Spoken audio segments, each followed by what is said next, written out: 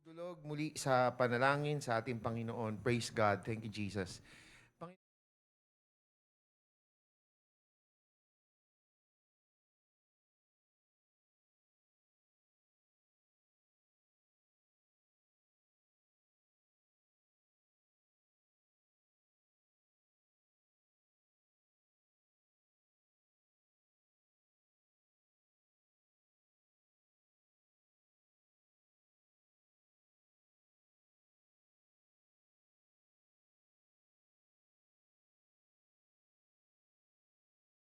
Hallelujah.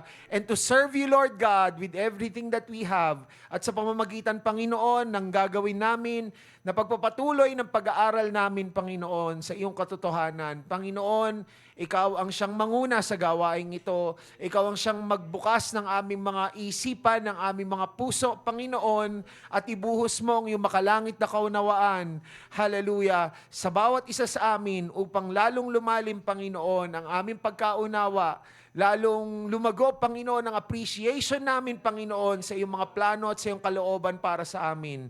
Maraming maraming salamat, Panginoon. Hallelujah. At ngayon pa lamang ay kiniklaim na namin, Lord God, ang iyong pangunguna sa ang paggamit mo, Panginoon, sa bawat isa sa amin, Lord, hindi lamang sa iyong lingkod, kundi sa bawat isang makikibahagi sa gawaing ito, upang malwalhati ka namin, Panginoon, hallelujah, at may bigay namin, Panginoon, ang nararapat na papuri at pagsamba sa iyo sa pamamagitan ng aming pag-aaral. Maisabuhay nawa namin ang aming mga makukuha, Panginoon, na aral mula sa iyong biyaya at habag. Maraming salamat po, Panginoon, hallelujah. Ito po ang aming dalangin sa iyong matamis at makapangyarihang pangalan. In Jesus' name we pray. Amen and amen. Praise the Lord. Hallelujah. At maaari na po tayong makaupo. Magandang umaga po sa lahat. Siguro mga kapatid, since yung pagpapatuloy po ng ating pag-aaral tungkol po sa, ano na nga mga kapatid, yung sabihin na natin pinaka-tema ng ating pinag-aaralan pag ako yung nandito. Ano na nga, ang ating pinag-aaralan ay tungkol sa Christian family, di ba? At yung kabanata na ating pinag-aaralan ngayon ay patungkol sa trabaho, the dignity of work. So mga kapatid, paalala lang mga kapatid, no? Ang focus natin sa pag-aaral na ito ay tungkol sa pagiging masipag dapat ng isang Kristiyano.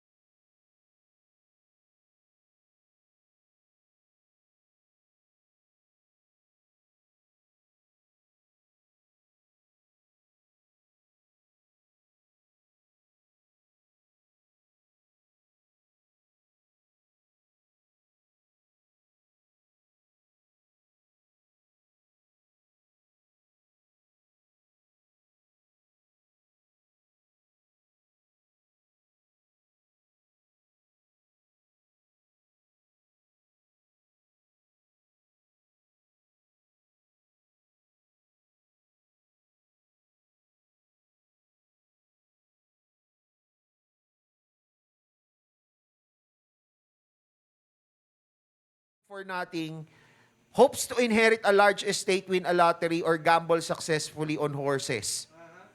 Meron ba ritong kakarera? Yung ano ba yun?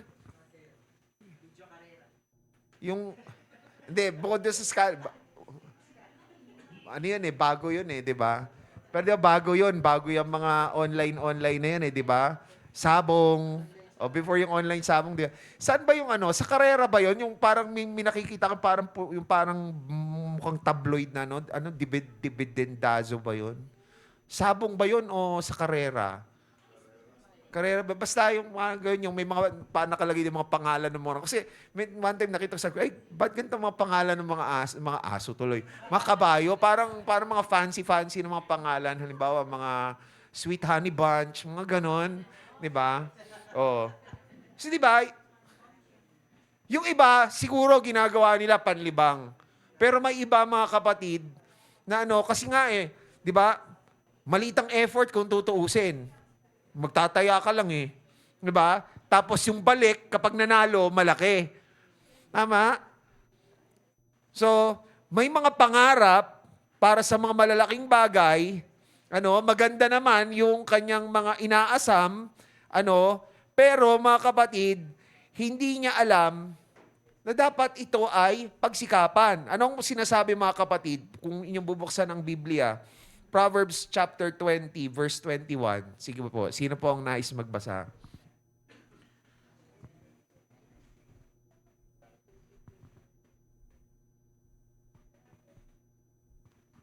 Proverbs 20, verse 21.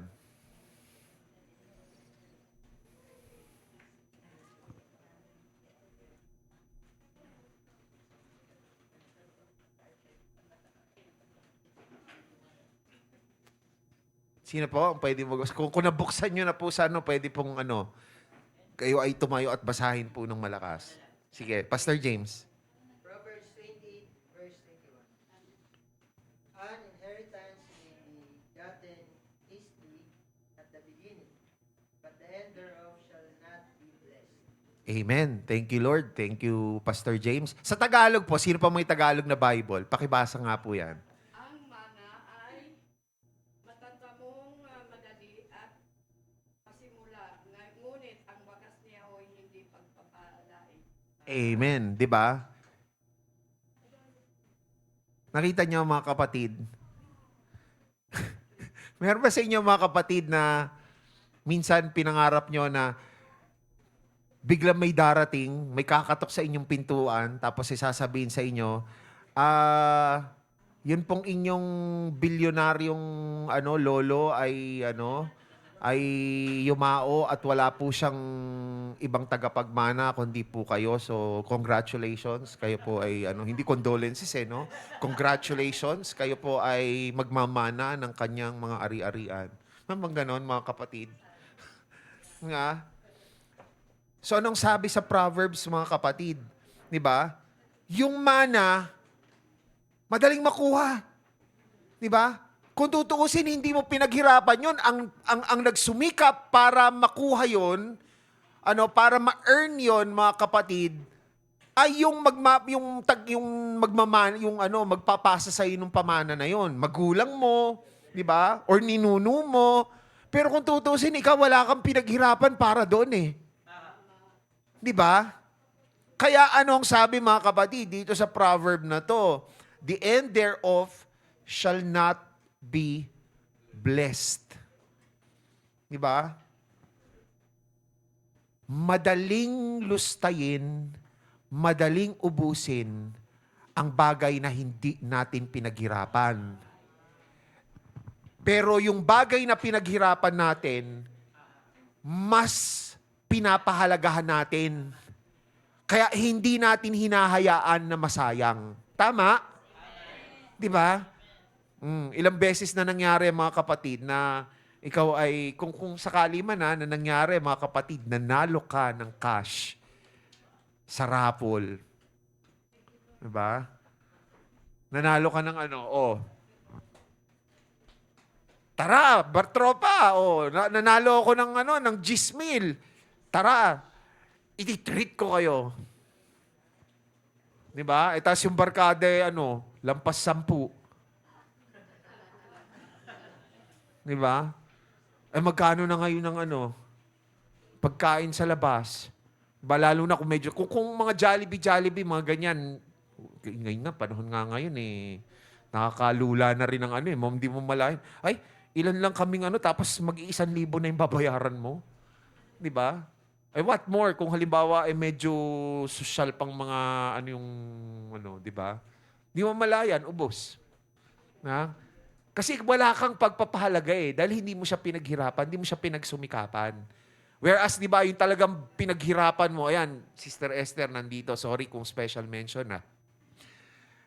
Ako naniniwala na yung mga OFW, kagaya ni Sister Esther, di ba, yung bawat sentimo, well, hindi sentimo doon kasi doon sa ibang bansa pero 'di ba, i-convert 'yun pagka 'di ba, pinapadala mo dito, ini-impok sa bangko, 'di ba? No-convert 'yun sa sentimo piso. 'Di ba, bawat sentimo na pinaghirapan mo, 'di ba? Kulang na nga lang down to the last centavo. Gusto mo may accounting. 'Di ba? Halimbawa, ikaw ay nagpapadala sa iyong mga anak, sa iyong pamilya na naiwan dito, 'di ba? Hindi naman sa parang wala kang tiwala, 'di ba, na nilulustay lamang nila yung pinapadala mo. Pero 'di ba, gusto mo na yung pinapadala mo, yung pinaghirapan mo, 'di ba, ay worth talaga doon sa kung saan yun ginagamit. Tama? Lahat ng bagay na pinaghihirapan, pinagsusumikapan, nagkakaroon yan, mga kapatid, ng added value para sa atin.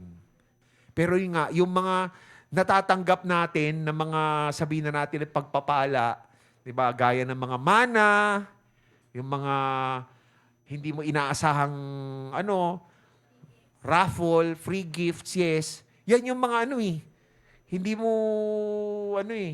hindi mo parang masyadong alintana kung mawala yan, maubos agad. Diba? Kasi bigay lang naman yan Hindi mo pinaghirapan Tama? So sana tayo mga kapatid, wag tayo maging prodigal. Ha? Wag tayo maging prodigal. Dapat ang mindset natin, lagi nating dapat pagsumikapan. Yung mga gusto nating makamit. Tama? Tama po ba? At mas tutulungan tayo ng ating Panginoon kapag tayo ay nagsusumikap. Wag sasama ang loob natin kay Lord kung sabihin, Lord, kailangan ko ng kailangan ng pamilya ko ng pwede ba tumama ako sa loto? Umasa ka sa loto? Bakit? Kasi magkano na ba ngayon ng taya sa loto? Magkano? 20? Kasi nung time na pinapataya ako ng daddy ko dati, nung buhay pa yon parang 10 piso pa lang Di ba? Inuutusan ako dyan sa may alam niyo sa may kanto ng Park Homes, yung Wenches, di ba meron dyang loto outlet? O, Kuya Mamar ko, nandiyan pa. Kuya Mamar ka, utusan ako ng daddy ko, ito yung number. Oh.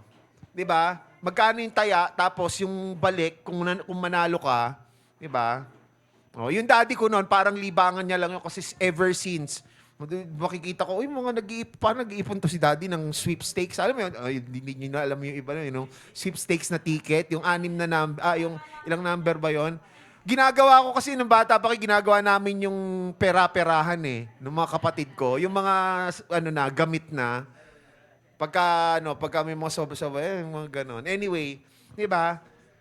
Huwag tayo makukontento, mga kapatid, na yung mga tinatamasa natin, mga kapatid, na mga sabihin na natin material and financial increases, ay hindi natin pinagsikapan. Kasi ulitin ko, mga kapatid, mas madaling malustay, mas madaling maubos ang bagay na hindi natin pinaghirapan dahil mas mababaw ang pagpapahalaga natin para doon.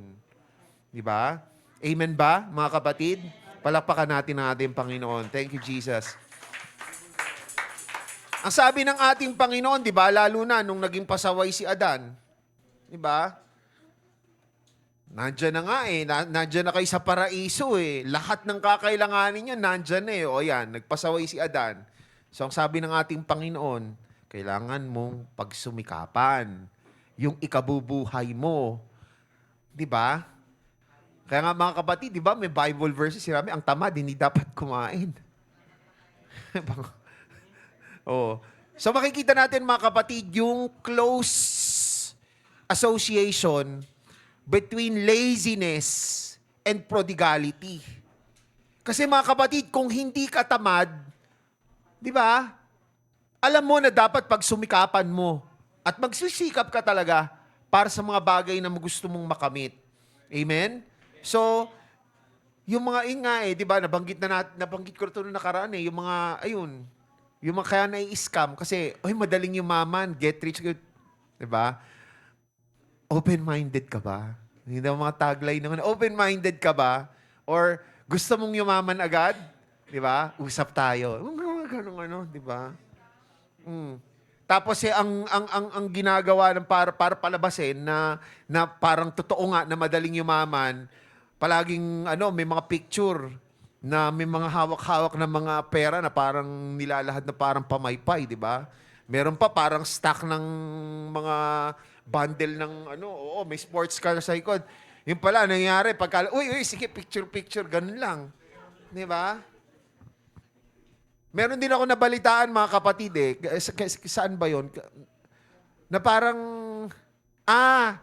yung mga anong tawag dito, yun yung mga, may mga ganong klaseng quick, get rich quick schemes. Ang ginagawa nila, mga kapatid, yung mga pinapakita nila, di ba, kotse, bahay, kung tutuusin, loan. Loan.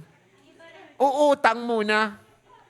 Kasi di ba, kung ikaw ay nandoon sa anong tawag doon? May downline, upline, yung mga ganon, di ba?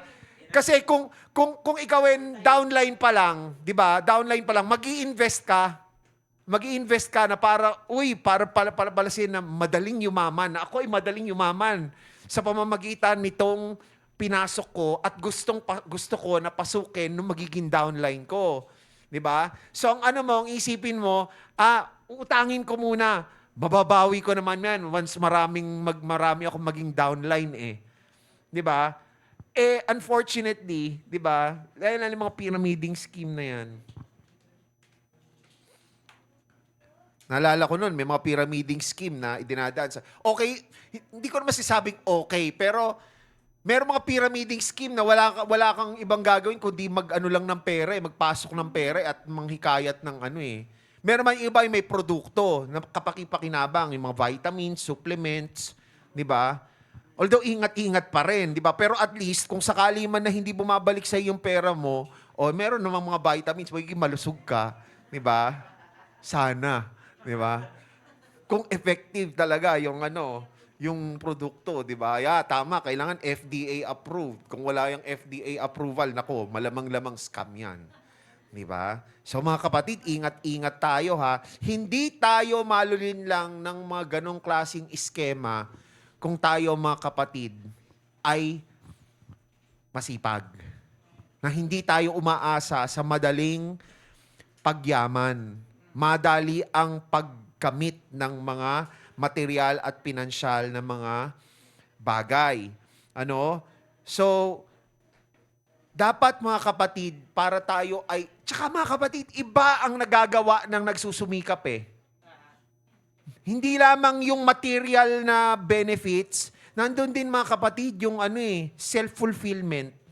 Na meron kang na-accomplish at sa pag-accomplish mo nung bagay na yon, may mga, alam nyo mga kapatid, kung yung ating trabaho, kung ano ba pinagpala tayo ng ating Panginoon na yung trabaho natin, yun yung pinapangarap natin at yun talaga yung gusto nating ginagawa, mga kapatid.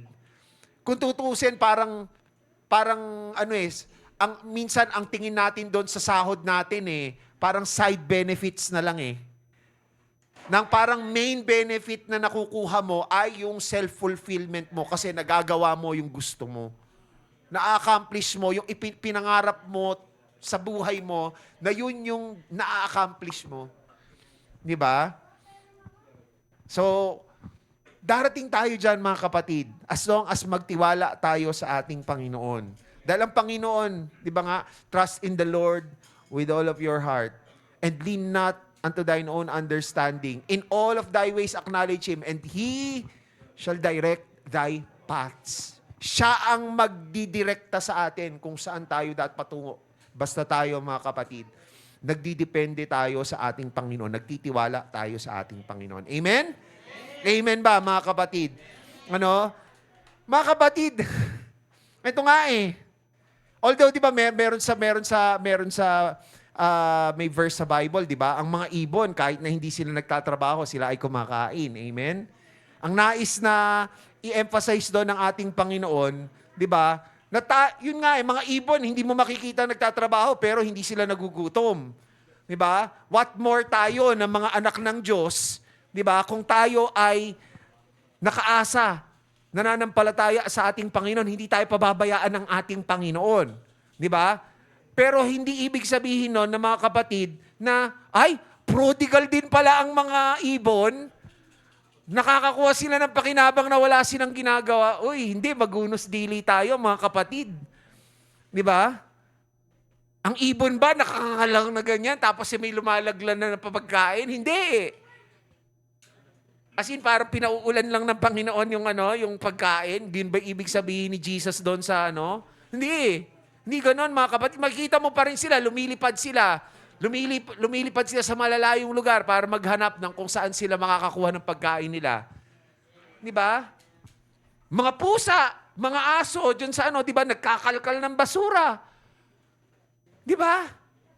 Eh kung yung mga aso, yung mga pusa, di ba, nakikita natin na nagsusumikap, mga hayop yun, di ba, para sila ay mag-survive. Mahiya naman tayo, mga kapatid, kung tayo ay nakaasa sa survival natin sa ibang tao, tapos tayo mismo hindi kumikilos, di ba? Yung one tamad, di ba? Alam ko, mga kapatid, na tayo, bukod tangi sa mga nilikha ng Diyos, amen? Tayo yung binigyan ng dominion over animals, over plants, di ba? Pero 'di ba, hindi naman ibig sabihin noon mga kapatid na dapat maging mas masahol tayo sa mga hayop pagdating sa pagiging tamad. Amen? 'Di ba? Bawat isang nilalang ng ating Panginoon ay mayroong silbi sa mundong ito. Tayo ay may silbi tayo para sa ating Panginoon. May silbi tayo para sa ating pamilya. May silbi tayo para sa ating komunidad. Diba?